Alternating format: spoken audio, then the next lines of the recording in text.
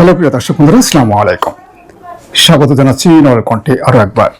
প্রায় 18 বছর পর বাংলাদেশ জামাত ইসলামী মাঠ পর্যায়ে তৃণমূল পর্যায়ের সংগঠনের ভিত মজবুত করতে দলটির ওয়ার্ড কমিটির সভাপতি সেক্রেটারি সম্মেলন করেছে নড়াইলে।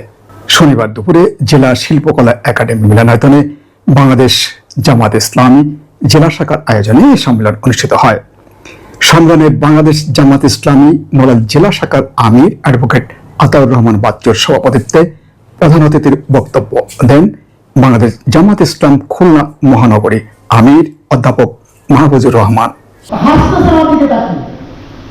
আমাদের নেটওয়ার্কটাকে আমরা এই পর্যায়ে গ্রাসরুট লেভেলে নিয়ে যেতে চাই।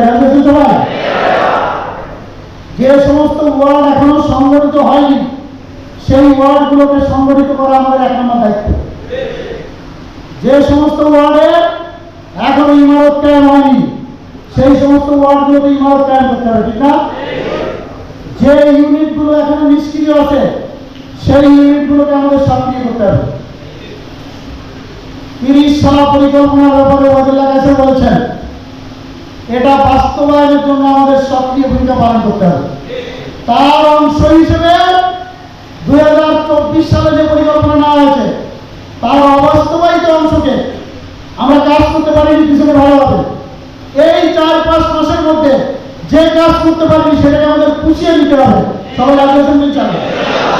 ভাইরা আমার, প্রতিটা প্রান্তরে প্রান্তরে আমাদের সংগঠনের গণভিত্তি রচনা করতে হবে।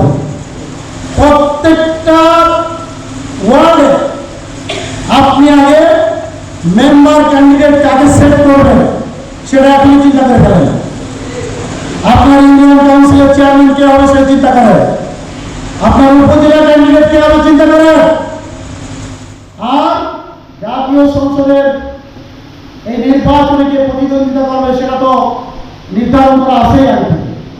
সুতরাং প্রিয় আমার নড়াইল এটা আল্লাহ দিনের জন্য একটি উর্বর ময়দান। আল্লাহ মেহরবানি। আলহামদুলিল্লাহ রাব্বিল আলামিন। আসসালামু আলাইকুম ওয়া রাহমাতুল্লাহি ওয়া বারাকাতুহু।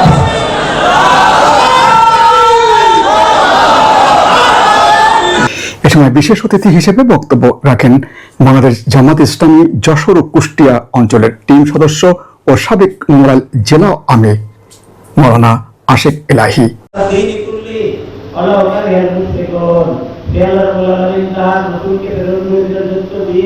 এবং বিদায় এই জন্য যে তারা এই দিনের বিজয় সমস্ত দিনের রূপে প্রতিষ্ঠিত করবেন।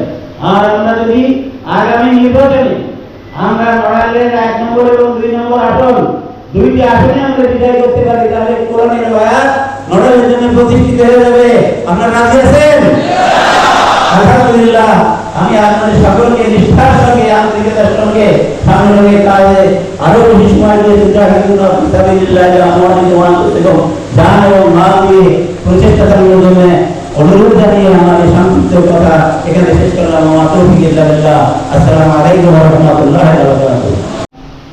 এই ঐতিহাসিক মুহূর্তে সম্মেলনটা সুন্দরভাবে সফল করতে পেরে মহান রব্বুল আলামিনের দরবারে শুকরিয়া আদায় করছি। আলহামদুলিল্লাহ।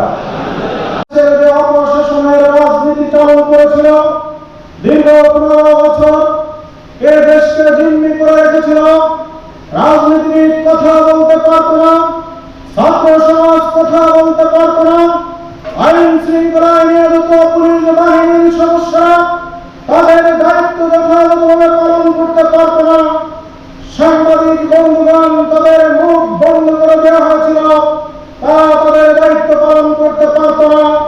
আজকে আমি মনে করি সকল সেক্টর সকল বিভাগ থেকে সারা বাংলাদেশে এই অপশাসনের যে ভয়াবহ পরিণতি হয়েছে সেখান থেকে তারা যে বিতাড়িত হয়েছে এর জন্য সবাইকে এক জায়গায় আলহামদুলিল্লাহ বলা উচিত।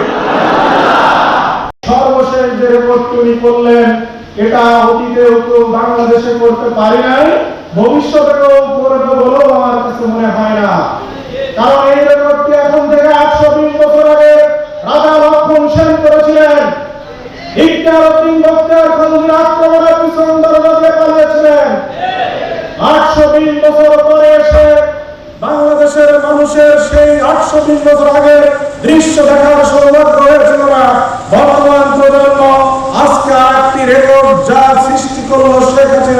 তার জন্য তারা অনেকটাই ধন্য। কারণ 820 বছর আগে লক্ষণ সেন যেভাবে পালিয়ে গেছিল বাংলাদেশের স্বাধীনতা যুদ্ধের পরে, স্বাধীনতার পরবর্তী সময়ে কোন রাজা, বাদশা, প্রেসিডেন্ট, প্রধানমন্ত্রী এভাবে পালিয়ে যায় নাই। কিন্তু আজকে শেখ হাসিনা যেহেতু সব রেকর্ড করেছে সর্বোচ্চ, আমার কাছে মনে হয়েছে পালানোর দিক দিয়ে উনি সর্বোচ্চ রেকর্ডটি করেছেন। এ সময় বক্তারা বলেন, জামাত ইসলামী সবাইকে সঙ্গে নিয়ে হিংসা হানাহানি মুক্ত একটি সুন্দর বাংলাদেশ গড়তে চায়।